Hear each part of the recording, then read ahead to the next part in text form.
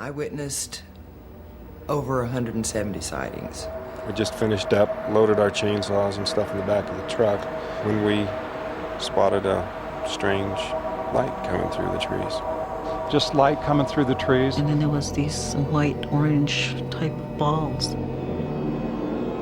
They tend to float in the air.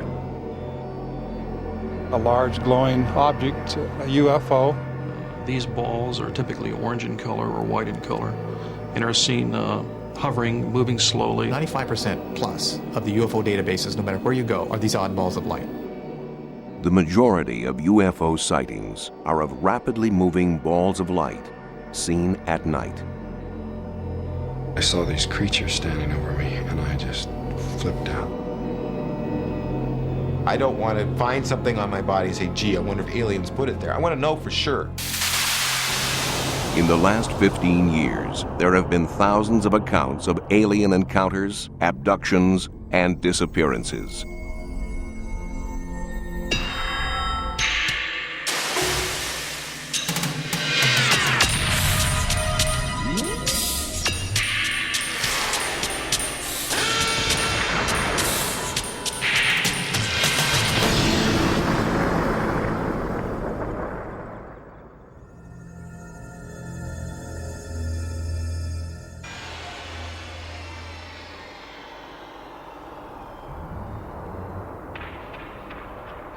Well, I'm driving down to southern Oregon. I got a phone call about a sighting that this young couple had recently. It appears that it is a light, an unusual light, behaving erratically in the night sky.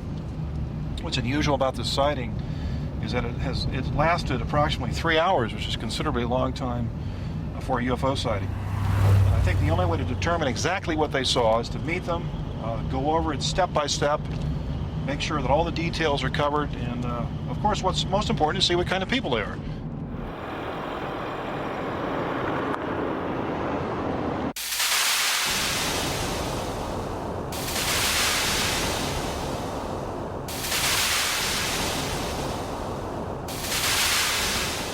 Lance, can you show me how you looked at the object through the scope on your rifle? Sure. I came out and I saw it. I kind of got it with my eye, and then I put my scope up and I looked straight in front of me like that, and I could see it, and then instantly when I got it in the scope, it bolted on me, and I had to kind of glimpse out and then bring it back, and I caught it again up a little bit higher to the right. And I was like, come on, let me see. And he's like, holy crud, it's a jellyfish. That's exactly what it resembled, was a jellyfish. I thought, whoa. You mentioned to me that it was putting off what appeared to be beams of light or electrical energy. Can you tell me more about that? It looked to me like lightning, you know, on a cloudy night when you see lightning rolling through the sky. It was constantly throwing these beams off, like your hand. And almost if it was sensing for something. Yeah, it seemed like it was like taking pictures in a very technological fashion, more advanced than we know. When I first got it in the scope, I saw it, and it arced. It went at an angle probably like that, and it instantly moved straight up at a right. It was so erratic that I've never seen anything move that quick. Never in my life ever seen anything move that quick. I mean, just that fast, and it was gone. In nearby Washington State, an aura of mysticism and menace hangs over the Yakima region.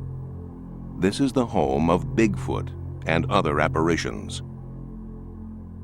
At Yakima, all varieties of the UFO experience have been recorded. Balls of light, what might appear to be spacecraft, unusual sounds, creatures, entities, beings, if you will, even what we might consider to be abductions. The most common unidentified flying object seen at Yakima is the ball of light or the sphere of light. These balls are typically orange in color or white in color and are seen hovering, moving slowly. They appear to be inquisitive. They, in some cases, have followed motorists in their cars. UFO sightings have been going on at Yakima at least 30 years by the written record, but there are a lot of strong indications that these objects have been seen over 50 years or more. There is such a good record of sightings on the Yakima Reservation because fire lookouts have to log every unusual light in case it is a fire. They don't just see fire and smoke.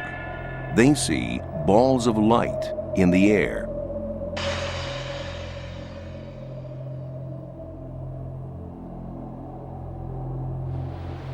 I have seen roughly 100 lights, or maybe a few more or a few less over the years. I'd have to go back through my logbooks and count them up. I've been a lookout for 34 years, and this is all is my area, plus some of it over here isn't on my map that I'm still responsible for. And when I see a fire, I have to take a cross shot and then pin it down in a little spot.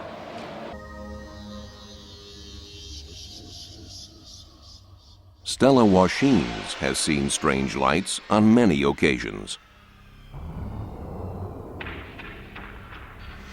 I was home with my daughter. My husband had went off to, I think, a basketball game, took our two sons with him, and it started to get toward dusk. The sun was going down, and so I told my daughter to shut the drapes in the living room.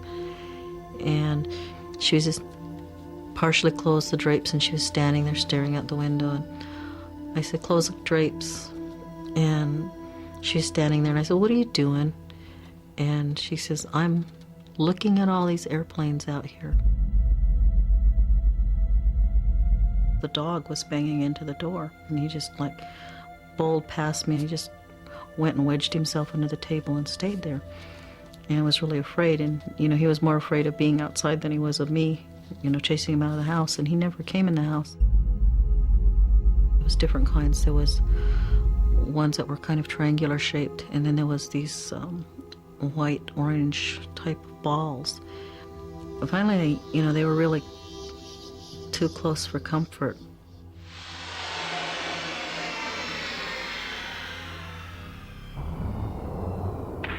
Hotspots of strange lights show up throughout the world, from Yakima to Scandinavia, Australia, and Britain. Security cameras at this shopping mall in northern England recorded a ball of light for 30 minutes. It drifted around the building and was captured on 3 cameras. What are the people at Yakima and elsewhere seeing? Perhaps the beginning of an answer can be found in 18th century New England. One of my first interests in the field of anomalies was the dark day of May 19th, 1780, during which time the northeastern coast, New England coast of North America suddenly became dark. It started to become dark in the early morning, and by noon it was so dark that people required candles and lanterns. There were odd and eerie sounds and sights and greenish flashes, and people thought it was the end of the world. And they were begging for the men of the Enlightenment, the name for scientists, to explain this phenomenon. This incident inspired Persinger to investigate strange reports of UFO lights. He plotted 6,000 bizarre events by location and year, and then compared the reports with high-energy phenomena like tornadoes, hurricanes, and earthquakes. Professor Persinger discovered that waves of UFO sightings, called UFO flaps, preceded earthquakes by up to 6 months. So he called in an expert on earthquakes. What I find interesting is to try to associate these balls of light with earthquakes, because we know that large earthquakes generate very bright lights in the sky. In 1966, during an earthquake in Japan, this glow lit up the night sky. Persinger and Durr set out to discover if earthquakes were generating their balls of light. They found a strange cluster of UFO sightings in Colorado. Beginning in 1963, millions of gallons of toxic waste from a munitions factory were pumped down a 2-mile deep well. Unfortunately, the fluids lubricated a fault system, and over 5 years, 1,500 earthquakes were recorded. You have a fault zone where the rocks are pressed hard together, but if you put some lubrication on that surface, then they're going to slip. Well, we're putting a lot of pressure into the ground, and the ground is cracking and it's bending. And every time you have some sort of strain, you have an elastic wave that's radiated out from it. You can think of a rubber band that's stretched, and you can come along with a pair of scissors and cut it, and there's all this energy released as the pieces fly apart. A slow ripple of minor tremors moved away from the injection point. It traveled at speeds of between 30 and 80 miles per month. And just before the quakes reached a district, a rash of UFO lights were reported. So it would be fluid injection, strain, UFO reports, earthquakes, in that repetitive cycle. Could UFO lights and earthquakes be linked? It's possible, for light can be created by rocks. Triboluminescence means light produced by friction, the rubbing together of two surfaces. Many minerals produce this phenomenon, but one of the best known is quartz. And so I have some quartz here with which I will demonstrate this.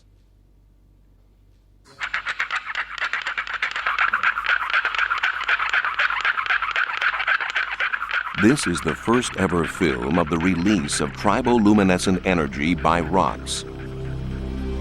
There is another possibility. When the Earth moves, the enormous forces crush the crystals that form the rocks. Pulverizing crystals with pressure can release light.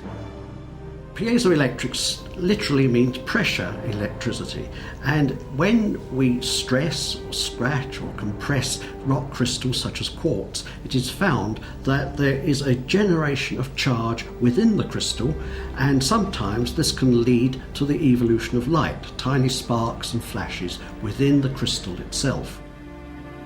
Alan Mills can demonstrate this by crushing almost any crystal, in this case, sugar cubes.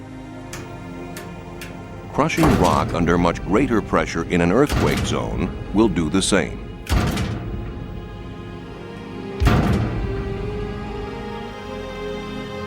In complete darkness, cameras catch the flash of light released from the sugar cube. But there is a problem. No one knows how this energy could travel from deep in the earth to become a floating ball of light. What's more, there are those who feel Persinger and Durr's theory about balls of light preceding earthquakes is faulty.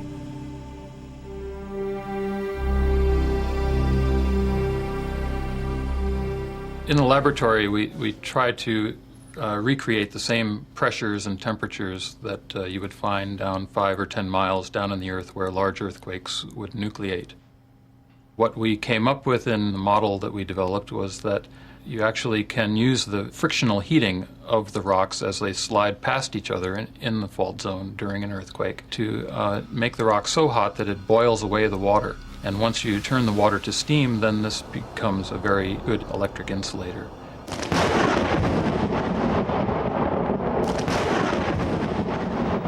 Dr. Lochner says that this steam stores electric charges, like a lightning storm underground. The fault zone itself provides a conduit for the electric charge then to come right up to the Earth's surface. The mechanism that we've developed really requires the earthquake itself. It's not going to give you earthquake lights before the earthquake.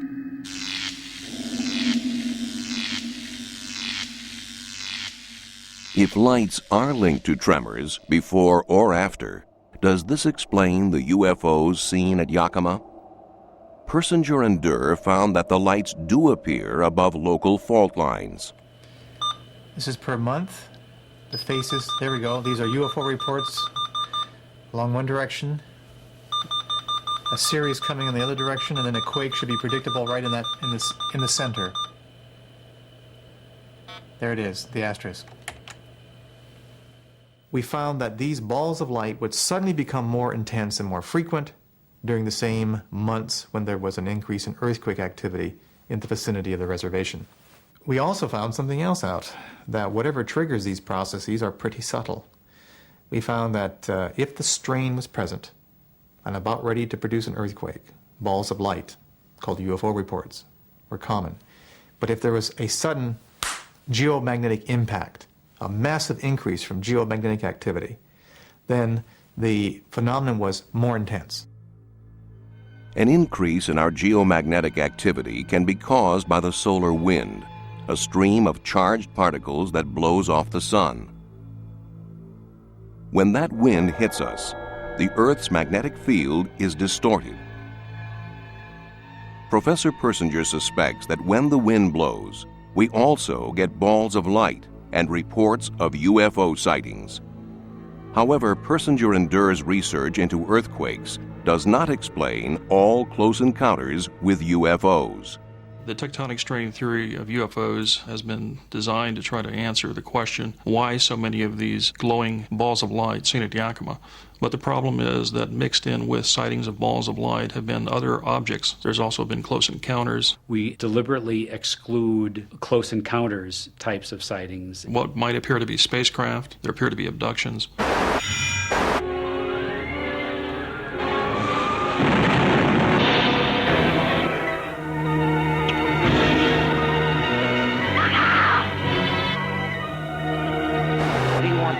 What do you want with me? What do you want with me?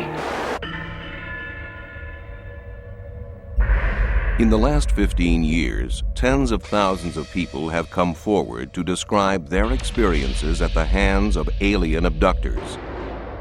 They recount tales that range from the tranquil to the terrifying. Messages of goodwill, horrific medical examinations, and the removal of fetuses and hybrid babies. Some people claim they have been abducted while driving, others while sleeping. One of the most famous and convincing cases occurred more than 20 years ago in Arizona. My name is Travis Walton. I'm presently employed as a purchasing agent. I was working in these woods as a tree sawyer back in 1975. Well, my name is Michael Rogers, and in 1975 I was a logger right here on this spot. I was the crew boss of a group of guys, of which Travis Walton was a member. And today, that's what I'm still doing. I'm still doing the same kind of work. We just finished up, loaded our chainsaws and stuff in the back of the truck when we spotted a strange light coming through the trees. Just light coming through the trees. The longer I looked, the stranger it was. One of the guys in the back yelled out, "It's a spaceship." Travis jumped out of the truck to go get a closer look at it. As I hurried towards it, I noticed that it wasn't moving away. It was a large glowing object, a disc-shaped object, a UFO. A disc, a metallic disc hovering there less than 100 feet away. The color of the object itself was sort of a golden color, like the color of metal out of a blast furnace, the color of steel. Now, this was not some little hazy ball of glowing gas off in the distance. This was, it was a clearly defined mechanical object. It just struck me as being quite perfect and quite beautiful. It kind of had a sort of a rumbling sort of effect. It kind of like shook you inside, had a power to it. But it was kind of like almost below the threshold of hearing. At one point there where the thing started moving and started making more noise, and it started wobbling and it kind of raised up. And the guys in the truck were yelling at me, "Stop, what are you doing?" And get away from there and all this stuff. And this thing by this time was making a lot of strange sounds. And so I was having second thoughts about what I was doing. He crouched down behind a log. I just dove for cover. You could see the truck shaking, and I could feel it through the steering wheel, and it was just shaking like this. And that's when things got really hairy. I made up my mind right then, I'm getting out of here. And so I raised up to go. This beam came out of this thing like a bright bluish beam of energy of some kind, and it struck him in the chest and head area. And wham, something hit me. Just momentarily, it was like blinding. I couldn't see for like a second. It just was like an explosion going off in front of him. It blew him back. It felt a little bit like a physical blow. It felt a little bit like an electric shock, too. And he landed way back over here. I just blacked out. And that's when I hit the gas. We realized that we had left Travis here. He was probably hurt. From every appearance, he was hurt. If he wasn't dead, he was certainly hurt.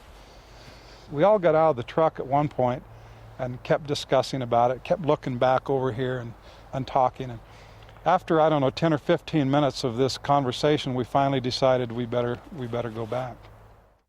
I regained consciousness very slowly. I was kind of in and out. I didn't know where I was. I was very disoriented. I just in and out. I eventually kind of remembered what had happened, walking up to the object and being hit by something. So I kind of surmised that I had been hurt and that they had taken me to a hospital, and that's where I was.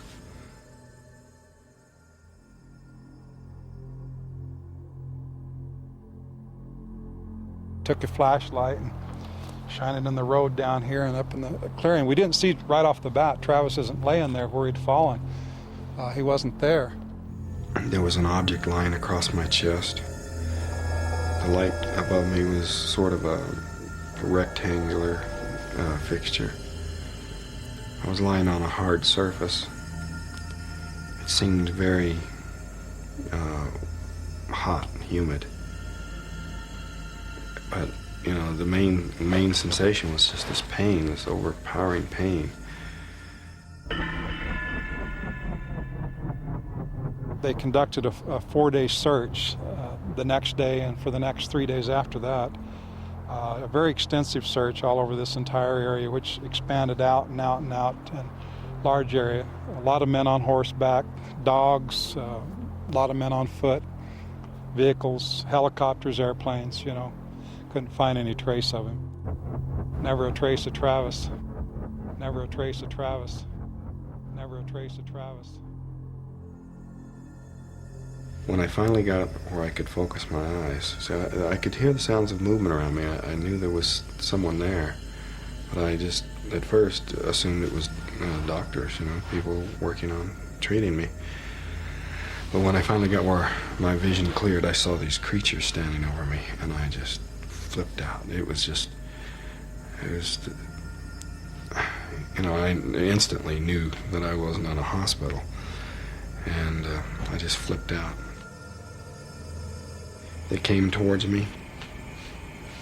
I started screaming at them, and I grabbed an object and swung it at them, screaming.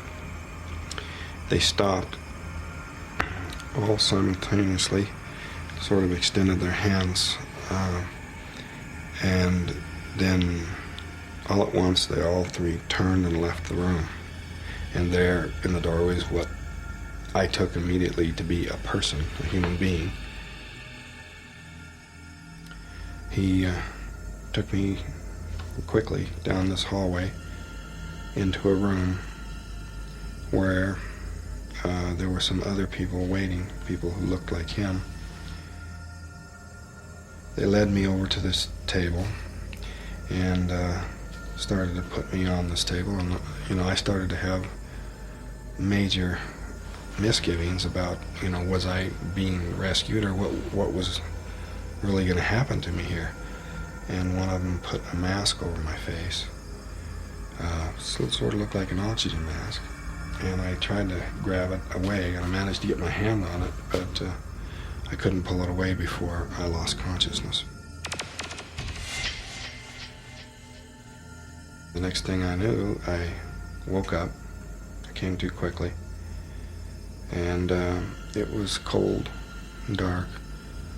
And I looked up, and there was a light above, and I saw a craft hovering above me, and it just shot up into the sky. I looked around. I was lying next to a highway. Travis Walton was missing for 5 days. It's it's a mystery to me. You know, I can't understand what was going on there.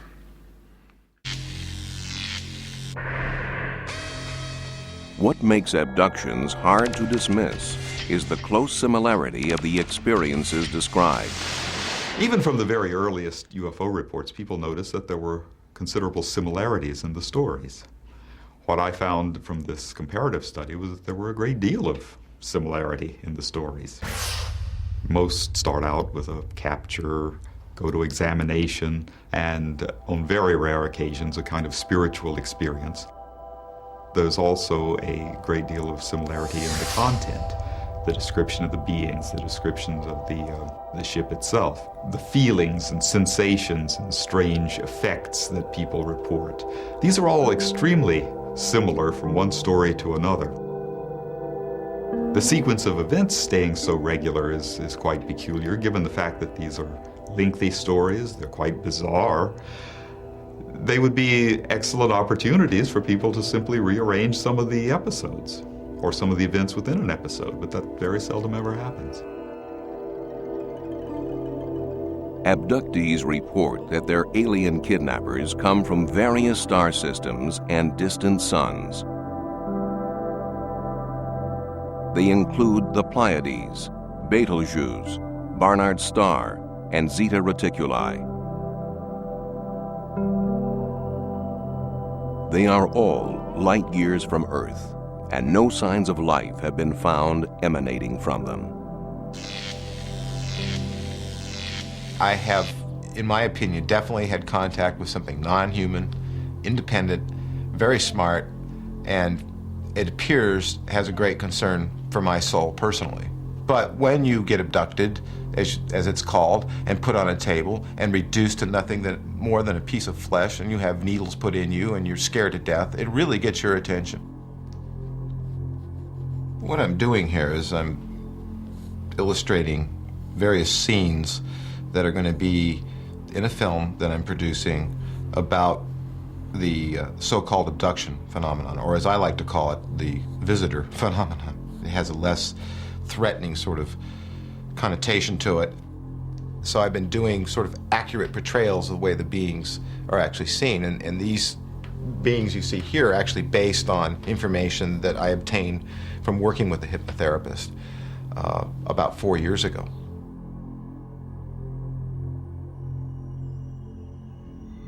So why do the various alien races choose different parts of the world to fly to? One peculiarity of the stories, one element that would suggest there might be some cultural differences, is that while in North America, the small gray aliens have been the most common, in Britain, the commonest alien has been the tall, blonde Nordic type. In South America, you tend to get more of a variety of aliens.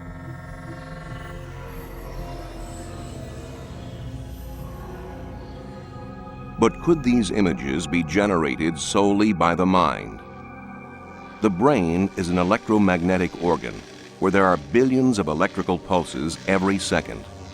If something interferes with those signals, all kinds of strange things can occur.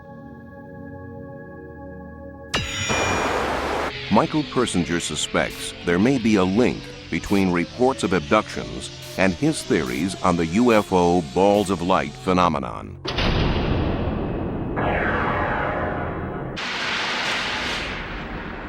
The question of the relationship between Earth lights, luminous phenomena, and abduction experiences is, I think, only marginally overlapping.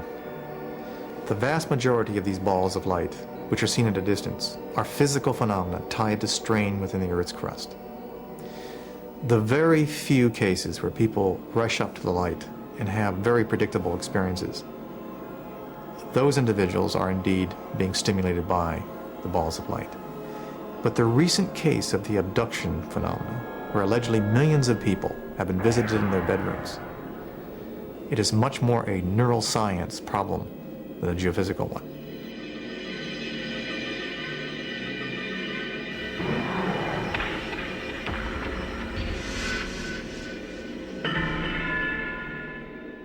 Persinger has built a chamber to test his theory.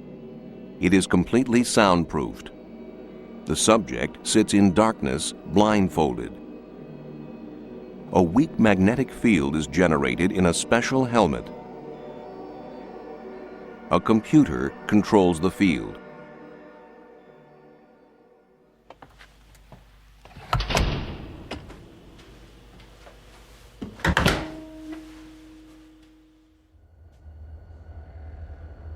Persinger varies the shape of the electromagnetic wave transmitted through the brain. It generates different types of mystical experiences. The kinds of things that people report in the chamber when their experiences are amplified by applying these complex, weak magnetic fields would be feelings of moving through a tube, feelings of floating through a cave, feelings of being detached, feeling another mind speaking through theirs, the sensations of spinning and of having body vibrations as if something is moving through the body, the experiences of sudden memories, intense memories from childhood. Now, they may not be memories from childhood, but that's how they are labeled. Sometimes we have had cases where a person feels that they may be dying and they can see the white light. And we can produce that with a certain kind of magnetic field pattern. These experiences are probably very common. Probably of the 6 billion brains that exist on this planet, the majority of us have had something like that. But we have culture that tells us how to explain it. So if you're in a laboratory with people you trust, then the experience of a sense of presence, even if it's aversive and frightening, will be looked at in that context. As one subject said, I know there was no one in the chamber with me because I saw the door closed or I felt the door closed, but yet I knew there was someone in the room with me. Another subject felt this presence, they felt something tugging on their leg, but they knew that couldn't be. So they labeled it as an experience that they attributed to the field because they knew they were in an experiment. But if you took the same experience when you're by yourself late at night in your bedroom, and the cultural label is, it's an alien abduction, how would you interpret it? Professor Persinger can create apparitions using weak magnetic fields. But how can they be generated outside the laboratory? We are all bathed in strong electromagnetic radiation. It comes from sources all around us. Paranormal investigator Albert Boudin has linked alien abduction experiences to electrical fields. He researches the stray electromagnetic radiation created by high-tension power lines, radio waves, and other sources of energy. Abductees may be particularly sensitive.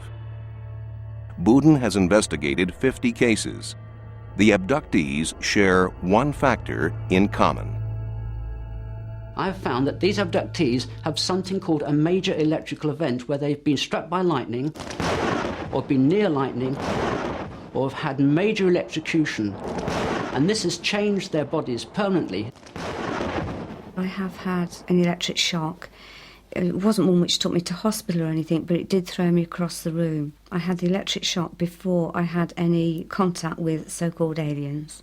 If you look at these people, they almost invariably have a long history of strange experiences, sometimes reaching back to childhood. And their abduction experience is just one in a whole family of experiences that they've had throughout their lives. UFO experiences, aliens, bendy men, psychic things happening. But these aren't ordinary people. These are people who are hypersensitive to these fields. These fields don't affect most people. Electrical phenomena, television switching itself on and off, the video playing to itself for half an hour. If they then go and live in what's called electromagnetic hotspot, they will start to have all kinds of sensations. They will suddenly see a bright light, which is a stimulation of the visual cortex. Within this vicinity, there are microwave transmitters, radio transmitters, electrical substations. We seem to have everything virtually. They will have hallucinations, which is stimulation of the temporal lobe. All different kinds of parts of the brain are sometimes kicked into action. There's other experiences like allergies, there's tingling sensations under the skin, So you've got to look a lot deeper. You can't just look at the aliens.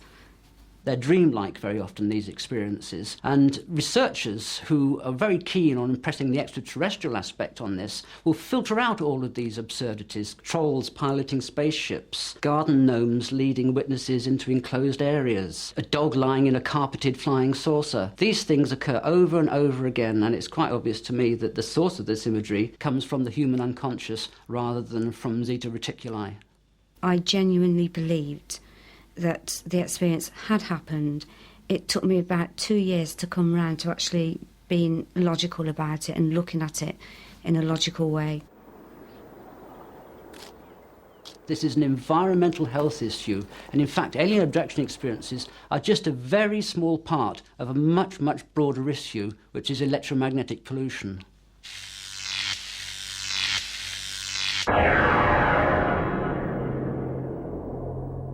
Nearly all accounts of abductions are recalled under hypnosis. But how reliable is hypnosis?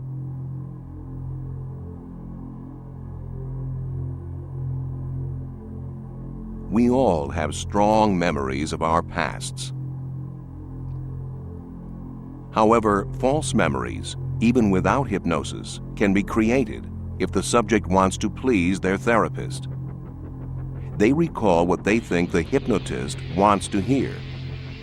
Even without hypnosis, as events fade and are dimly remembered, we create new memories to fill in the gaps, reinventing the past. It's all too easy to create false memories. A Canadian psychologist gave volunteers what they thought were personality tests. The psychologist used positive feedback to implant the idea that they saw a mobile on the day they were born. He told them that they were exceptional personalities and that this was potentially due to their brains being stimulated by the mobile. One group was asked what their first memory was. None of them recalled a mobile. Another group were regressed to their first memory using hypnosis. Almost half reported memories of a mobile on the first day of life. But it's thought that babies' memories do not begin to function until after the first 3 months of life.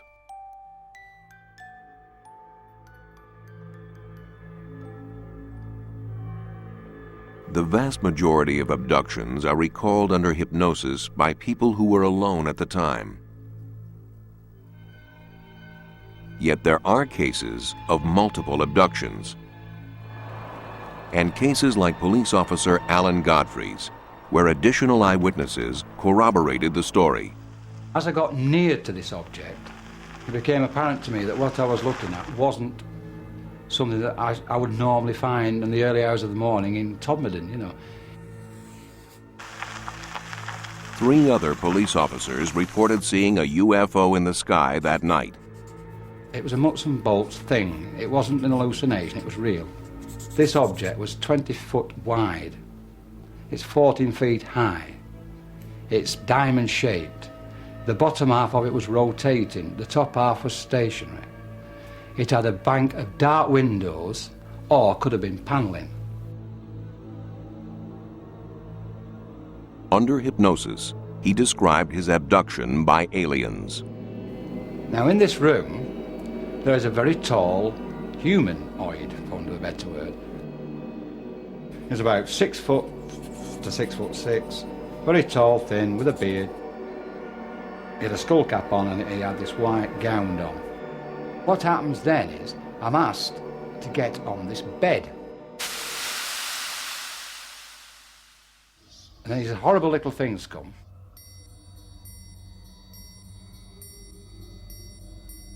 They are a lamp-shaped head with black, dark eyes. That's the best way I can describe them. And there was about 7 or 8 of them.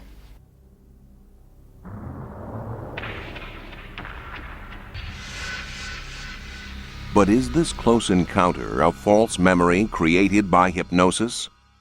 The actual account which Alan gives under hypnosis is very, very compelling, because when you fit together the jigsaw of what he remembers consciously and can tell us consciously with what he can only remember under hypnosis. It ties together. For instance, at the beginning of Alan's connection with the UFO, consciously, he tells us that he thought it was a bus. He realised on second looking again that it wasn't a bus, and he decided to drive on and have a look at it.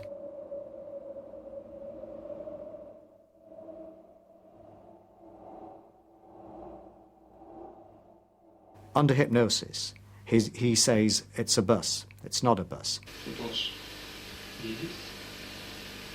not a bus. And you can see an expression on his face of incredulity. He does not believe what he's looking at. It's like a flying saucer. A lot of people think that Alan Godfrey has been led by the hypnotist or influenced by the hypnotist or myself. This is not true. All the doctors I have used, none of them in fact believe in UFOs. They're intrigued as to the witness's experience. They don't have an explanation for it, but they basically do not believe in UFOs. These doctors, if you would, stand between me and the witness.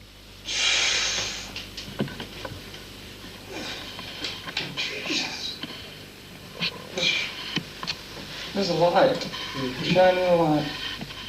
Apart from the fact that it's the doctors who carry out most of the interrogation without using leading questions, on at least 2 occasions, Alan Godfrey has rebelled and refused to answer any further questions. On one occasion, he almost jerked himself out of hypnosis and said, "I'm not answering you. I haven't to answer that." I haven't to answer that. Why haven't you to answer that? Because when I think about it, it hurts. It has to be said that at the time that Alan Godfrey had his experience and underwent hypnosis, the accounts of alien abductions were virtually, if not completely, unknown in the United Kingdom. I had certainly never heard of them. I don't know of anybody who had. Hypnosis seems to be the only tool, at least it's the only tool that I am aware of, to probe missing and confused memories. It's not a foolproof method, but if it hadn't been used, the abduction side of all the experiences of amnesiacs all over the world would never have come to light.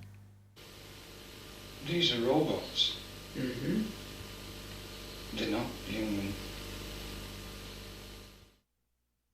I honestly believe that what happened to me on hypnosis really happened.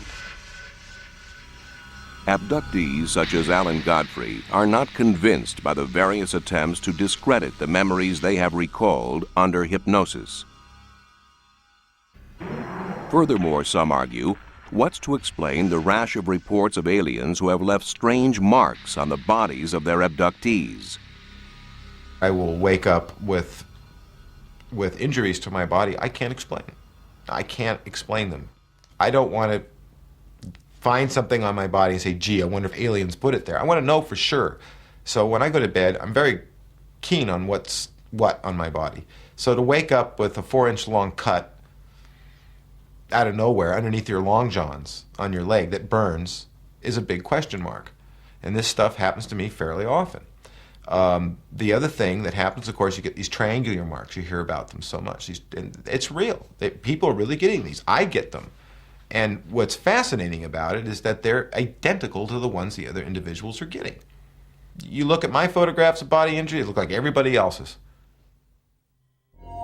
There are also reports of implants. One abductee even paid for an operation to have one removed.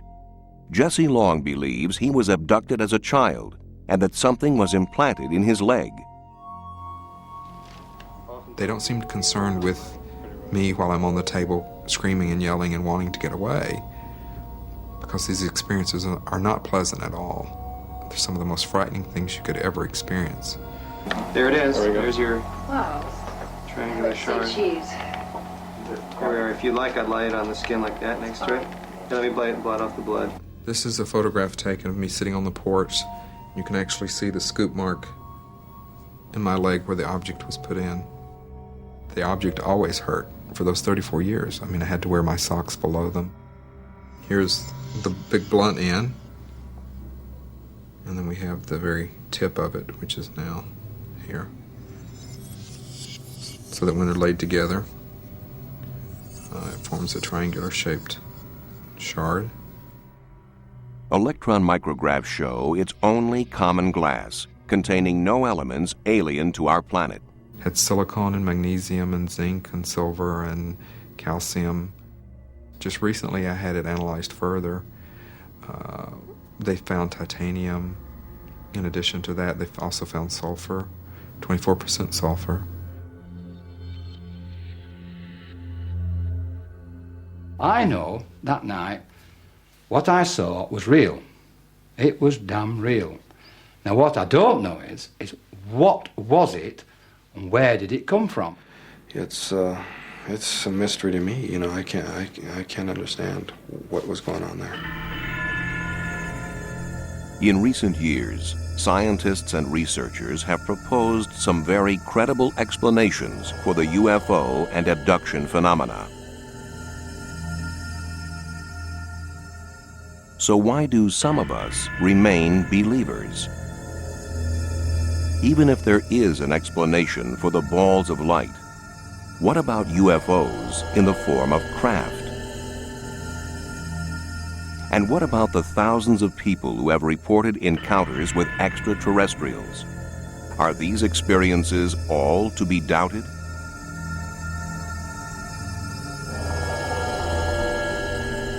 Perhaps there is a part of us that really wants to believe that we are not alone, that there is life beyond us, reaching out